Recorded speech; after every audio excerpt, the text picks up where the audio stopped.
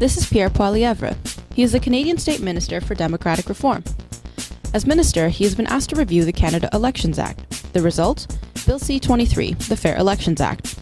C-23 will make a number of changes to the Canada Elections Act. One of the changes getting the most attention has to do with vouching.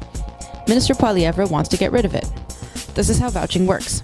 When a voter doesn't have proper identification, someone else can swear to his or her identity or vouch for them.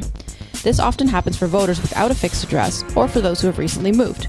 For example, if you're a student, you may have ID proving who you are, but not proof that you now live in a specific riding near your school. Bill C-23 eliminates vouching, which means that if you can't prove you live in the riding, you can't vote. You used to be able to use your voter information card as a means of proof. That card is mailed to you and tells you where to vote in your riding, and you can't use that anymore. Mark Mayrand is the current Chief Electoral Officer. He says 120,000 people required vouching to vote in the last election. Getting rid of vouching would deter many of these people from voting, he says. Minister Poilievre, however, stands by the move. He says vouching is susceptible to fraud. He points to 50,000 errors associated with vouching in the 2011 election. Harry Neufeld was the Chief Electoral Officer from the 2011 election.